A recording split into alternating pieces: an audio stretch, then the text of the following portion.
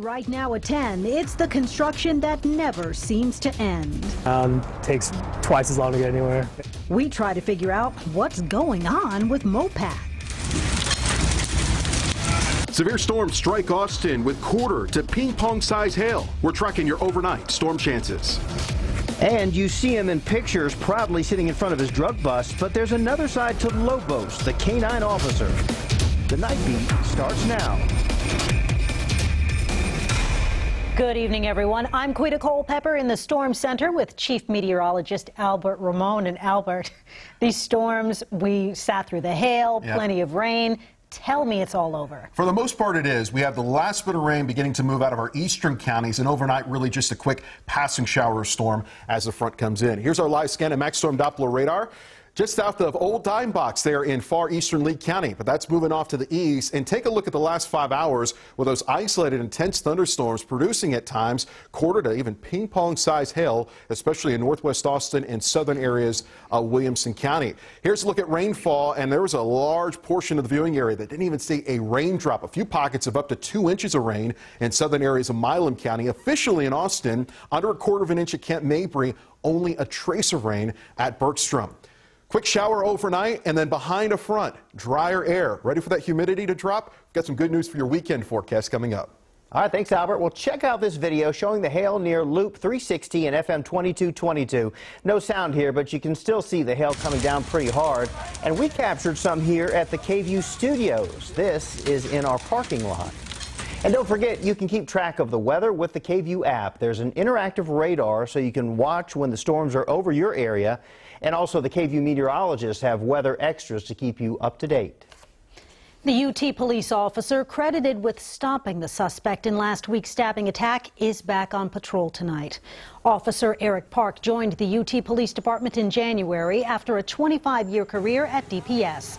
Park says he found a victim while on patrol and stopped to help. That's when another student told him a man with a knife was on the loose. Park says he then caught up to Kendricks White outside Jester Dorm. Within minutes, backup arrived and arrested White. I just want to protect him. And I'm sorry.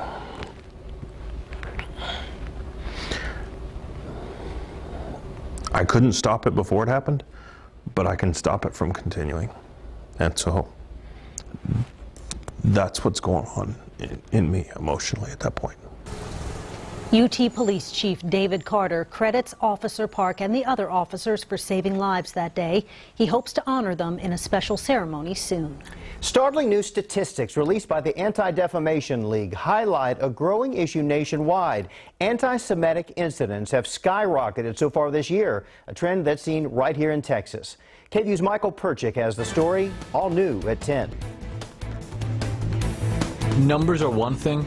And this year, quarter over quarter, there's been an almost 90% jump in anti-Semitic recorded incidents between 2016 and 2017. Individual victims are another. It really does affect the way people perceive their world and the way they act in their world, and it has huge consequences. Renee LaFair is the regional director for the Anti-Defamation League Austin. She's discussing new data released by the ADL showing a major spike in anti-Semitic incidents nationwide. While the U.S. experienced a 34% jump from 2015 to 2016, Texas actually saw a decrease last year. But through the first 3 months of 2017, the Lone Star State already has more anti-Semitic incidents than all of 2016. The white supremacists in the country have felt really emboldened and able to kind of say what they've really been feeling, and there's been no consequences for them as much. So we're seeing a lot more vitriol online and more cyber hate, and we're seeing this not just within the Jewish community, but within other communities as well. These images are from across the country and represent only a small sample of the rising number of incidents. So how do you stop it? LaFair said education, especially amongst youth, is key, as well as... But when leadership and all parties come out and they speak about how they are not going to tolerate instances of anti-Semitism or anti-anyism, then that really helps. Simple steps to help stamp out a growing concern. In Austin, I'm Michael Perchik, KVUE News Night Beat. New tonight, a Pecan Springs elementary school teacher is facing injury to a child charges. We don't have his mugshot yet, but the school says Joseph Melvin worked with children with disabilities. He had been on administrative leave since a report was filed in November. Melvin has been arrested, and this is the second AISD teacher accused of injuring a child this week. You have probably heard the word Mopacalypse. It's almost become something of a joke to people living in Austin, but the Mopac construction delays are no laughing matter to the millions of drivers who take the highway every day. Right now, the Night Beat's Chris Betts is looking at a whole bunch of them sitting in traffic. Chris?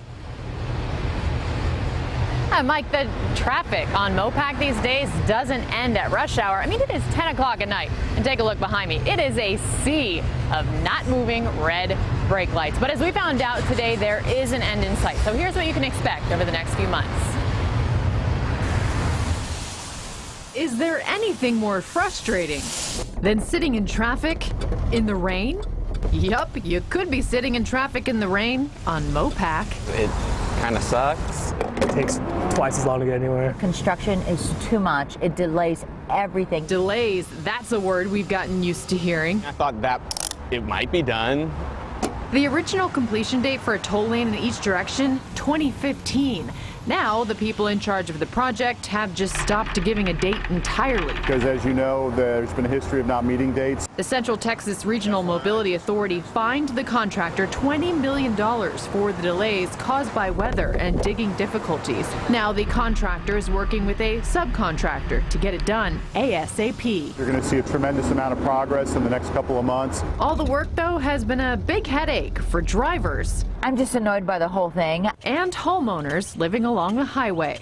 But stand on the other side of these sound walls that were installed on the Mopac construction project, and you'll hear birds chirping, rain falling, but you won't hear the traffic.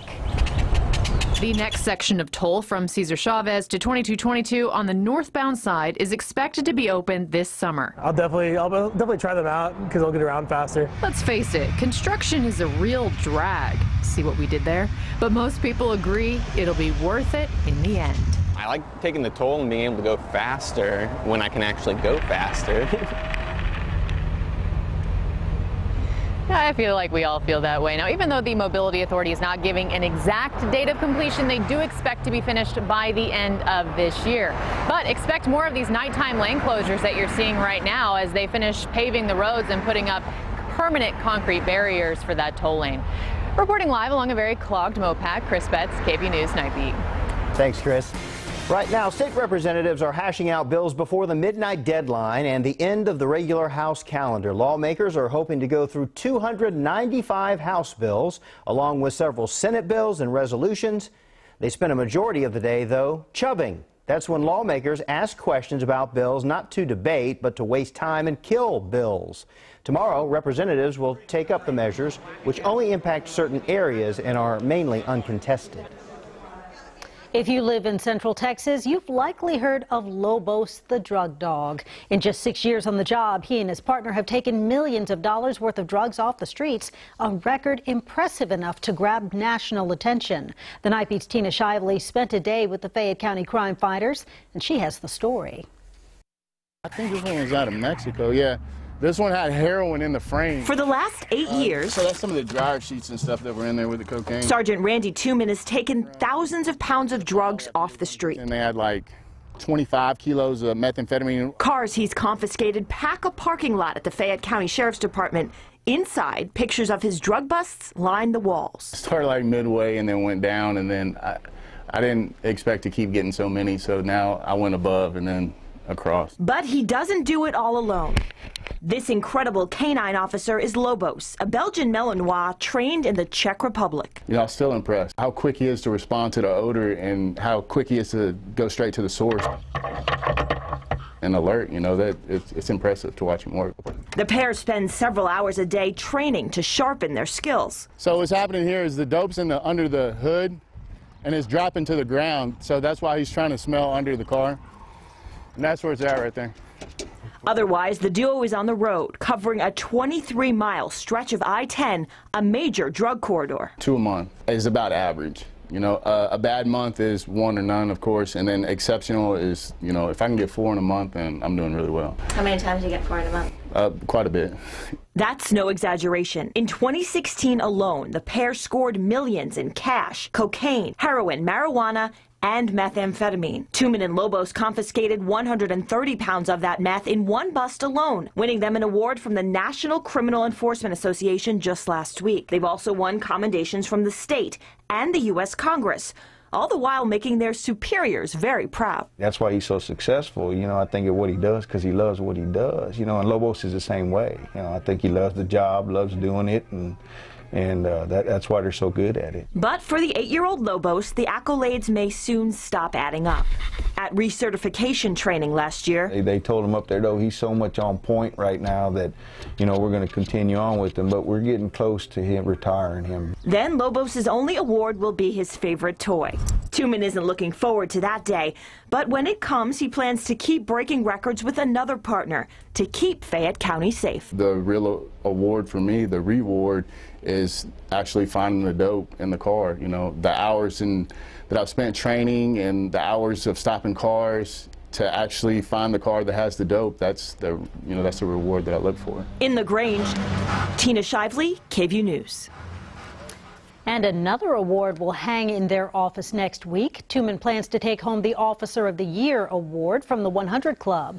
Lobos will serve as Grand Marshal in the Ellinger Chamber of Commerce Parade at the end of the month. That is one busy dog. He certainly deserves retirement, but yeah, he I hate to does. see him go. He's so effective.